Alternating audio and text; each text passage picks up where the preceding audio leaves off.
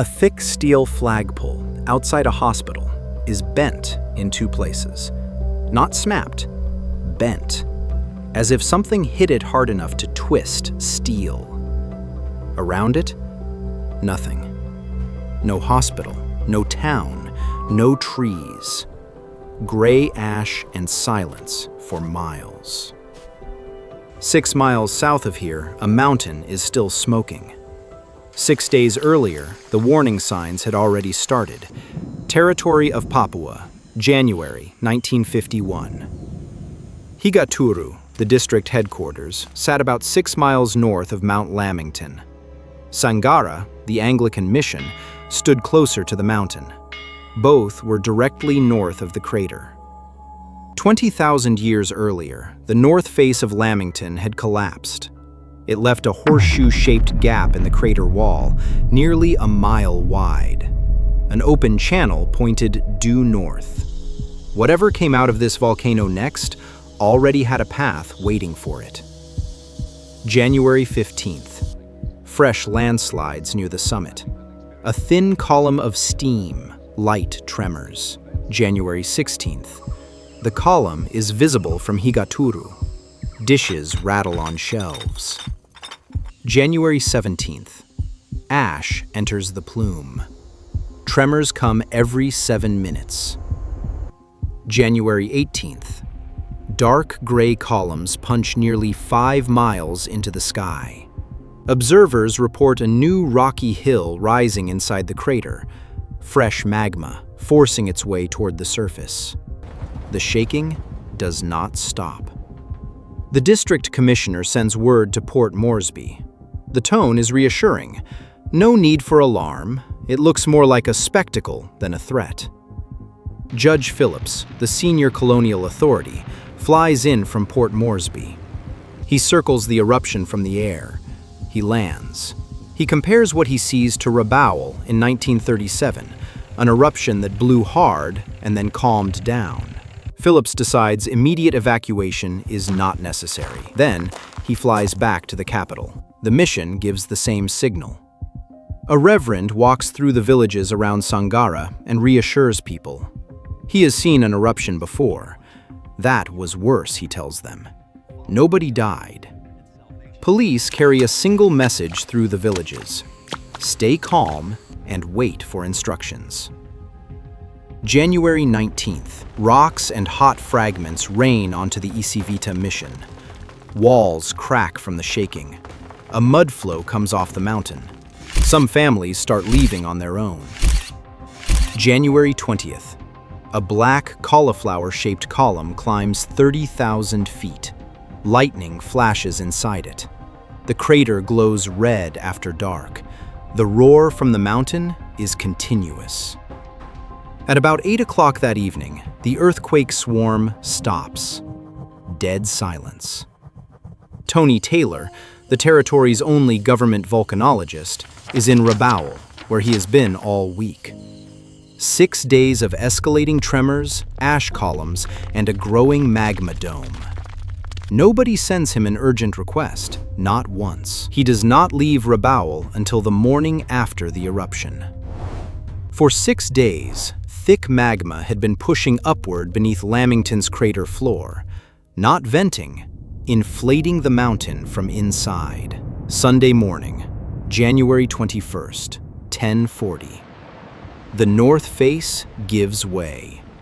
Tens of millions of tons of rock plunge downhill in a debris avalanche. It runs about 5 miles from the summit. When the mountainside peels away, it uncaps the pressurized magma beneath it, like pulling the lid off a pressure cooker at full heat. The first release shoots straight up. Within 2 minutes, a black, mushroom-shaped column climbs nearly 50,000 feet, well above the height of Everest. A Qantas DC-3 pilot, flying 25 miles to the northwest at 10,000 feet, watches it rise past his altitude and keep climbing. He takes photographs. The column is too dense to stay aloft. It collapses. When a volcanic column that tall collapses, it spreads outward at ground level, gas, ash, and pulverized rock hugging the terrain, filling valleys, racing downhill faster than anything on foot. The ancient breach in the north wall channels the densest part of it straight north. The flow reaches Higaturu at estimated speeds between 60 and 210 miles per hour, about 400 degrees Fahrenheit on impact. That is the temperature inside a kitchen oven, hot enough to kill in a single breath. Often not hot enough to ignite cotton on contact. This eruption shot upward first. It mixed with outside air before the column collapsed. That is why the temperature is lower than the hottest pyroclastic currents. It matters for what comes next. The current flattens nearly 90 square miles of tropical forest, an area larger than Washington, D.C. Every tree knocked down, every trunk stripped. The blowdown pattern, mapped from the air, reads like a diagram of the flow's path, fanning out from the breach, wrapping around ridges, pouring into valleys. Higaturu ceases to exist. One house survives. The rest are reduced to concrete slabs in gray ash. The district hospital is gone. That steel flagpole from the opening of this story, the one bent in two places, stood at its entrance. The vortices inside the current were strong enough to twist steel twice over, not strong enough to pull it from the ground. The administrative school becomes a mass grave.